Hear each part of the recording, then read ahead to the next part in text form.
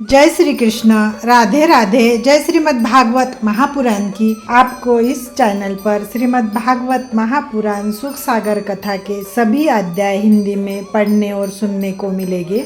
श्री गणेशाय नमः। श्रीमद् भागवत महापुराण सुख सागर कथा प्रथम स्कंद अध्याय 19वां। सूत जी ने कहा, हे शौनकादि ऋषियों, जिस समय राजा परीक्षित मुर्गया से लौटकर अपने किए हुए अधर्म के विचार में चिंतित बैठे हुए इस प्रकार सोच रहे थे कि मेरे पीछे जो राजा होंगे वे मेरे अधर्म का हाल सुनकर ऋषियों तथा ब्राह्मणों का अनादर करने में नहीं डरेंगे। अंत मेरे इस पाप के कारण यदि वे ऋषि मुझे शाप दे देते अथवा किसी अन्य प्रकार से मेरे प्राण निकल जाते तो मुझे विशेष दुख न होता, क्योंकि उस स्थिति में अन्य राजा, ऋषि, मुनि तथा ब्राह्मणों की सामर्थ्य का अनुमान कर उन्हें दुख तो नहीं पहुंचाते।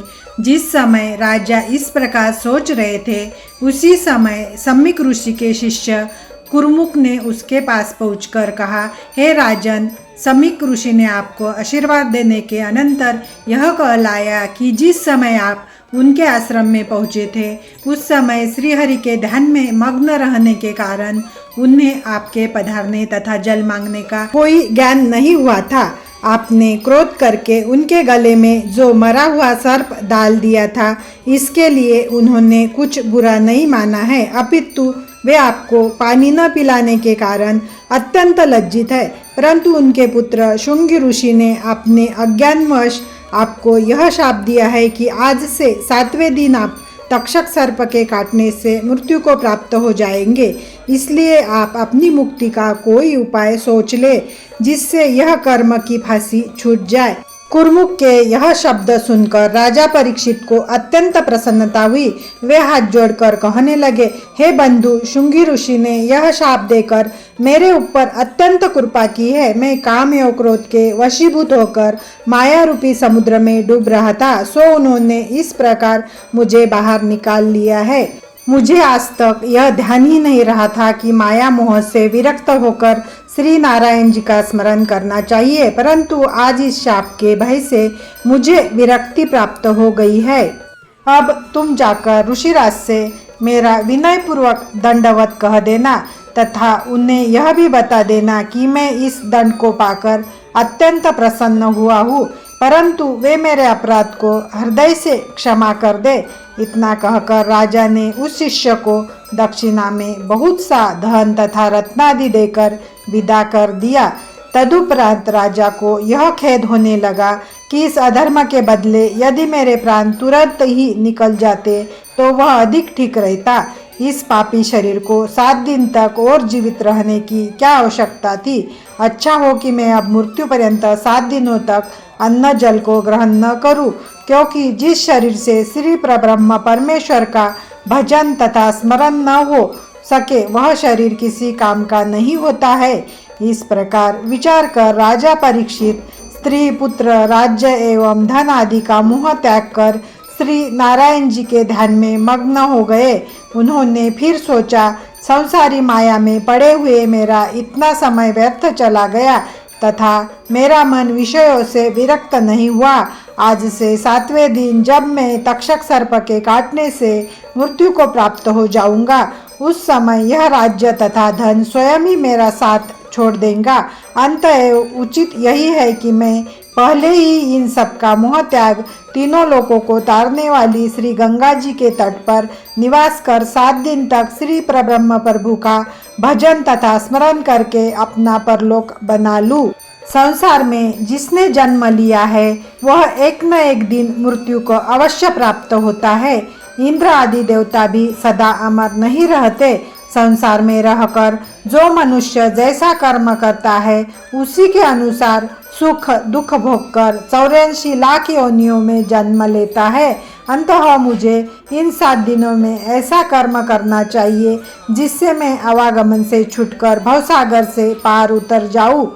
इन सब बातों पर भली भांति विचार करने के पश्चात अपने 14 वर्षीय पुत्र जन्मेजय को राज तिलक करके सिंहासन पर बैठा दिया तत्पश्चात मंत्रियों को राज्य कार्य सौंपकर जन्मेजय से इस प्रकार कहा, हे पुत्र, तुम गो तथा ब्राह्मणों की रक्षा करना एवं प्रजा को किसी प्रकार का दुख मत पहुंचाना।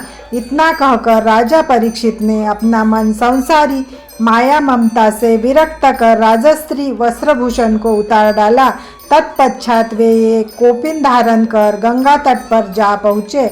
उस समय राजा ने ब्राह्मणों को बहुत सा धन दान में दिया तथा राज्य एवं परिवार के मोह को इस प्रकार त्याग दिया जैसे कोई वमन करने के पश्चात उसे देखता तक नहीं है। इस समाचार को सुनकर समस्त रानियां तथा नगर के स्त्री पुरुष विलाप करते हुए राजा के पीछे पीछे गंगा तट पर जा पहुँचे। वहाँ रानियों ने राजा परीक्षित को सुनाकर इस प्रकार कहा, हे महाराज, आपके योग का दुख हम किस प्रकार सहन कर सकेंगी। तब राजा ने उन्हें व्याकुल देखकर कहा, पत्नी को वही कार्य करना चाहिए जिसमें उसके पति के धर्म का पालन होता हो। उसे पति के धर्म कर्म में विघ्न नहीं डालना चाहिए। इस प्रकार उन्होंने सबको समझा बुझाकर विदा कर दिया और किसी की ओर आंख उठाकर भी नहीं देखा। फिर राजा हरिद्वार में गंगा के तट पर कुशा के आसन पर उत्तर दिशा की ओर मुख करके बैठ गए तथा अपने मन में यह संकल्प करने लगे कि मेरी आयु के 107 दिन शेष रह गए हैं, उनमें मैं किसी प्रकार का अन्न जल ग्रहण नहीं करूँगा। राजा का यह हाल जिसने भी सुना वह बहुत दुखी हुआ। इधर राजा परीक्षित भगवान श्री श्याम सुंदर के चरणारविंदों का ध्यान धरकर अपने मन में विचार करने लगे कि ये 7 दिन यदि सत्संग में व्यतीत होते तो बहुत अच्छा था। राजा के शाप का समाचार सुनकर तथा संसारी माया मोह से विरक्त होने का संवाद पाकर ऋषि मुनि भी अत्यंत उदास हो गए थे। उनमें से अत्रि, वशिष्ठ, चावन, अरिष्टनेमि, भृगु, अंगिरा, पाराशर, परशुराम, मेधातिथि, देवल, पिप्लायन, भरद्वाज, गौतम, मैत्रेय, अगस्त, वेदव्यास, विश्वामित्र, कात्यायन, वामदेव तथा जमनाग्नि आदि अनेक ऋषि तथा महात्मागण राजा परीक्षित को धर्मात्मा समझकर उनसे भेंट करने के लिए गंगा तट पर आ पहुँचे। राजा ने उन्हें देखते ही दंडवत प्रणाम किया तथा पाद्य अर्घ्य आदि से सबका विधिवत पूजन कर श्रेष्ठ आसन पर बैठाया। तदनंतर राजा ने हाथ जोड़कर उनसे प्रार्थना की, हे महाराज, आप लोगों में से यदि किसी एक महात्मा का भी दर्शन प्राप्त हो जाए तो प्राणी आवागमन से छूटकर भवसागर से पार उतर जाता है। मेरा अहोभाग्य है जो आप सबने कृपा कर मुझे मृत्यु से पूर्व अपना दर्शन देकर कृतार्थ किया है। हे प्रभु, जिस प्रकार आप सब पधारे हैं उसी प्रकार दया करके 7 दिन तक यहाँ और ठहरिए। आप लोगों के यहाँ रहने से मेरा मन संसारी मोह माया की ओर नहीं जाएगा तथा आप लोगों का सत्संग पाकर 8 प्रहर श्री परब्रह्म प्रभु की चर्चा एवं स्मरण में ही बीतेंगे। आप लोग निष्काम भाव से मेरा भला सोचकर ही यहाँ पधारे हैं। अंततः आप लोग कृपा कर मुझे कोई ऐसा उपाय भी बताइए जिससे मैं करके इन 7 दिनों के भीतर आवागमन से छूट जाऊँ। राजा परीक्षित की बात सुनकर उनमें से एक ऋषि ने कहा, हे राजन, तीर्थ स्नान का बहुत पुण्य कहा गया है, अंत तुम वही करो। दूसरे ऋषि ने कहा, यहाँ सभी ब्राह्मण एकत्रित है, अंत तुम यज्ञ करो, उससे तुम्हारे संपूर्ण पाप नष्ट हो जाएंगे। तीसरे ने कहा, यदि तुम्हारे पास कुछ द्रव्य हो तो उसे ब्राह्मणों को दान कर दो, दान से अधिक अन्य कोई धर्म नहीं है, वह तुम्हें मुक्ति दे सकेगा।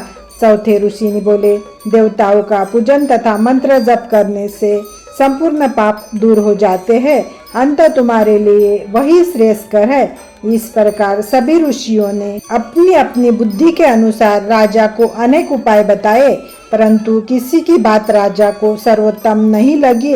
उस समय राजा परीक्षित ने हाथ जोड़कर इस प्रकार प्रार्थना की, हे ऋषिवरों, आप लोगों ने जो उपाय बताए हैं वे सभी श्रेष्ठ है, परंतु इन सबको करने के लिए बहुत सामग्री तथा समय की आवश्यकता है। मेरी मृत्यु में केवल 7 दिन ही शेष रह गए हैं।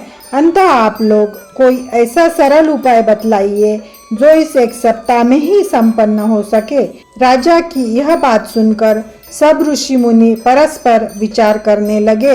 इतनी कथा सुनाकर सुतजी ने कहा, हे शौनकादि ऋषियों, राजा परीक्षित के शाप का समाचार सुनकर जब देवर्षि नारद जी उनसे भेंट करने के लिए गंगा तट पर आ रहे थे, उस समय मार्ग में उनकी भेंट श्री शुकदेव जी से हो गई। शुकदेव जी ने उन्हें देखकर पूछा, हे नारद जी, आप इस समय शीघ्रतापूर्वक कहाँ चले जा रहे हैं? तब नारद जी ने उन्हें राजा परीक्षित के शाप का सब हाल सुनाते हुए कहा, हे महात्मन, अन्य जो ऋषि मुनि राजा परीक्षित के पास भेंट करने के लिए गए हैं, वे राजा को मुक्त होने की कोई सीधी राह न बता सकेंगे। कोई यज्ञ करने के लिए कहेगा तो कोई तप दान आदि धर्म कार्य करने की बात सुनाएगा, परंतु राजा परीक्षित इन थोड़े दिनों में किसी कार्य को भी संपन्न करके भवसागर से पार नहीं उतर पाएंगे। इसलिए आप कृपा कर राजा परीक्षित के पास चलिए तथा उन्हें श्रीमद् भागवत का सप्ताह पारायण सुनाकर भवसागर से पार उतार दीजिए। नारद जी की यह बात सुनकर जब श्री सुखदेव जी ने राजा के पास जाना स्वीकार नहीं किया, तब नारद जी इस प्रकार कहने लगे, हे शुकदेव जी, मार्ग में आते समय मैंने यह देखा है कि एक मनुष्य कुएं के समीप बैठा हुआ था। उसी समय एक अंधा मनुष्य उस स्थान पर आया तथा कुएं में गिरकर मर गया। उस आँख वाले मनुष्य ने उसे कुएं की ओर जाने से रोका तक नहीं। अंततः जब यह समाचार उस देश के राजा ने सुना तो उससे आँख वाले मनुष्य को बहुत बड़ा दंड दिया तथा यह कहा कि जब तेरे आँखें थी तब तूने उस नेत्रहीन व्यक्ति को कुएं की ओर जाने से क्यों नहीं रोका? अस्तु, अब कृपा कर यह बतलाइए कि उस आँख वाले ने उचित कार्य किया था अथवा अनुचित किया था। यह वृत्तांत सुनकर शुकदेव जी ने उत्तर दिया, हे नारद, उस आँख वाले ने निश्चय ही बड़ा अधर्म किया था जो उसने नेत्रहीन व्यक्ति को कुएं की ओर जाने से नहीं रोका।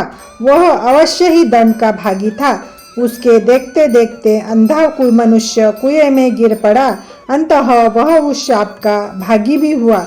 शुकदेव जी के मुख से यह वचन सुनकर नारद जी ने फिर कहा, हे शुकदेव जी, जब यह बात है तो आपको यह विचार करना चाहिए कि राजा परीक्षित अपनी मुक्ति का उपाय नहीं जानता है, जबकि भगवत भजन के प्रताप से आप उस मार्ग से भली भांति परिचित है। ऐसी स्थिति में यदि आप उसे मार्ग नहीं दिखाएंगे तो उसके नरक में जाने का पाप आपको लगेगा। तब त्रिभुवनपति श्री नारायण जी इस पाप के कारण आपको दंड देंगे या नहीं, इसका विचार आप स्वयं ही कर लीजिए। नारद जी की यह बात सुनकर श्री सुखदेव जी लाचार हो गए तथा राजा के पास जाना स्वीकार करते हुए बोले, हे नारद जी, आपके आज्ञानुसार अब मैं चलने के लिए प्रस्तुत हूँ। आप आगे चले, मैं भी पीछे से आ रहा हूँ। यह कहकर नारद जी प्रसन्न हो श्री सुखदेव जी से विदा लेकर राजा परीक्षित के पास चल दिए। सुत जी बोले, हे ऋषियों, जिस समय संपूर्ण ऋषि मुनि राजा परीक्षित के लिए 7 दिन के भीतर प्राप्त होने वाली मुक्ति का उपाय सोच रहे थे, उसी समय 15 वर्ष की अवस्था वाले परम तेजस्वी आनंद मूर्ति परमहंस श्री शुकदेव जी राजा परीक्षित के निकट पधारे। उनके अपार तेज को देखकर जो अन्य वृद्ध ऋषि मुनि तथा महात्मागण पहले से ही वहां बैठे हुए थे, वे सब उठकर खड़े हो गए। तत्पश्चात उन सब ने अत्यंत आदर पूर्वक श्री शुकदेव जी को अपने मध्य में सबसे उच्च आसन पर विराजमान किया।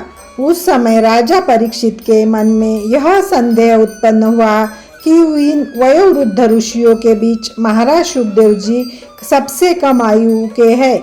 तब यह क्या कारण है जो सभी ऋषि मुनियों ने इन्हें अत्यंत आदर पूर्वक सबसे उच्च आसन पर बैठाया है? हाँ, इनके तेज से तो अवश्य ऐसा प्रतीत होता है कि ये गुण में सबसे अधिक है। ऐसा मन ही मन विचार कर राजा परीक्षित ने श्री शुकदेव जी महाराज को दंडवत प्रणाम किया तत्पश्चात हाथ जोड़कर बड़ी विनम्रता से बोले, हे कृपा सिंधु, इस समय जबकि मैं इस गंगा तट पर मरने के लिए आया हूँ, तब आपने अत्यंत कृपा करके मुझे अपना दर्शन दिया है। आप जैसे महापुरुष का आगमन मेरे अभाग्य से ही हुआ है। इतना कहकर राजा परीक्षित हाथ जोड़कर बैठ गए।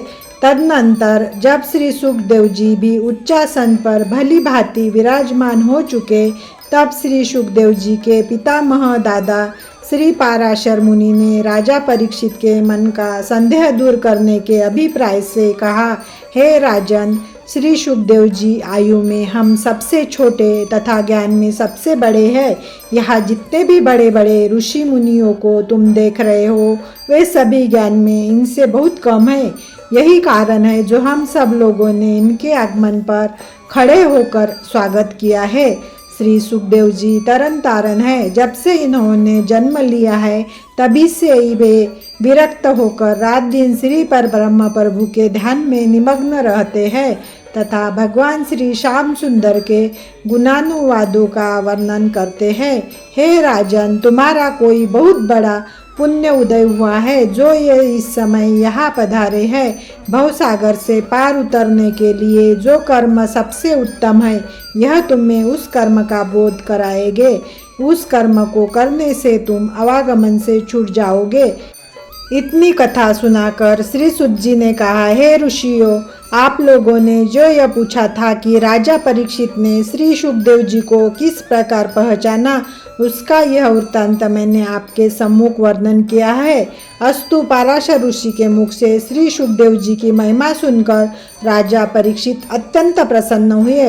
तदनंतर वे श्री सुखदेव जी के चरण धोकर तथा विधि पूर्वक पूजन करने के पश्चात हाथ जोड़कर इस प्रकार कहने लगे, हे महात्मन, आप विरक्त स्वरूप है, आपको संसार से कोई प्रयोजन नहीं है। आनंद कंद श्री कृष्णचंद्र जी महाराज ने मुझे पांडव वंश में उत्पन्न जानकर आपके मन में ऐसी दया उत्पन्न की है, जो आप मुझे भवसागर से पार उतारने के हेतु कृपा करके यहाँ पधारे हैं। आपके दर्शन पाकर मैं कृतार्थ हो गया हूँ। आपके चरणों का स्पर्श करने वाला व्यक्ति मुक्ति पद को प्राप्त कर सकता है।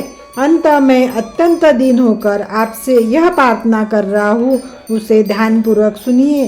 हे महाराज, देवताओं की आयु की अवधि निश्चित ही है कि इतने दिनों बाद उनकी मृत्यु होगी, परंतु कलयुग के मनुष्य की आयु का कोई ठिकाना नहीं है।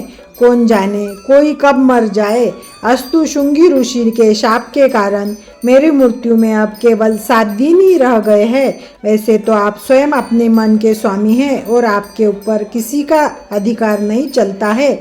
आपकी इच्छा के बिना पल भर भी कोई आपको अपने पास नहीं रख सकता है। अंततः मैं शीघ्रतापूर्वक आपसे यह पूछ रहा हूँ कि इन 7 दिनों के भीतर ही भवसागर से पार उतरने को मेरे लिए कौन सा मार्ग ठीक है। स्त्री तथा पुत्रों के मोह में फंसे रहने के कारण अब तक कभी भी मैंने अपने अंतिम समय तथा परलोक के विषय में चिंता नहीं की थी। जिस प्रकार कोई कसाई बहुत सी बकरियों को अपने घर में रखकर उनमें से 2-1 को नित्य मार डालता है, परंतु अन्य बकरियों को यह भय नहीं होता कि एक दिन उनकी भी वैसे ही गति होगी तथा वे निश्चित रहकर प्रतिदिन दाना पानी घास आदि खाती पीती है। ठीक उसी प्रकार हम संसारी लोग भी प्रतिदिन माता पिता पुत्र भाई आदि की मृत्यु अपनी आंखों से देखते रहने पर भी यह कभी विचार नहीं करते कि हमें भी एक दिन ऐसे ही मरना पड़ेगा। अंत हम अधर्म को त्याग कर श्री नारायण जी का भजन करें। मन में इन बातों को खूब पहचानते हुए भी हम स्त्री पुत्र आदि के माया मोह तथा मिथ्या व्यवहारों में फंसे रहते हैं। हे नाथ, परब्रह्म प्रभु ने अत्यंत कृपा करके अब मुझे माया मोह की नींद से जगा दिया है तथा मेरे मन को सबसे विरक्त कर दिया है।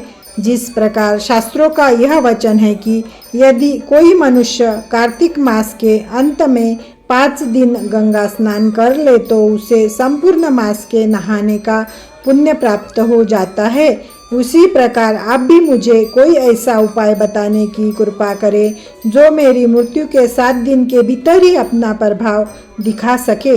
जब मनुष्य मृत्यु के निकट पहुंचता है उस समय वह अपनी मुक्ति का उपाय नहीं कर पाता, क्योंकि मृत्यु के समय कंठ में कफ आदि घिर आने के कारण हरि नाम का उच्चारण नहीं हो पाता है तथा यमदूतों के भय से मल मूत्र निकल जाता है। अंततः आपसे प्रार्थना है कि आप कोई ऐसा धर्म बताने की कृपा करें जिससे मेरी मुक्ति शीघ्र हो सके। इतना कहकर राजा ने शुकदेव जी को दान आदि के वे उपाय भी सुना दिए जो उन्हें अन्य ऋषि मुनियों ने बतलाए थे। राजा परीक्षित की बातों को सुनकर श्री शुकदेव जी मुस्कुराने लगे। उन्होंने अन्य ऋषियों द्वारा बताए गए उपायों को भी समयानुकूल नहीं बताया। तब राजा परीक्षित ने उनसे हाथ जोड़कर फिर प्रार्थना की, हे महामुने, इस समय कथा पुराणों का श्रवण, मंत्र जप, किसी देवता अथवा श्रीहरि के चरणों का ध्यान, इनमें से जो कोई उपाय आप श्रेष्ठ समझते हो वह मुझे बताने की कृपा कीजिए, मैं वैसा ही करूँगा। इति श्रीमद्भागवत महापुराण सुख सागर कथा प्रथम स्कंद समाप्त। कल से हम श्रीमद्भागवत महापुराण सुख सागर कथा के द्वितीय स्कंद के अध्याय प्रारंभ करेंगे।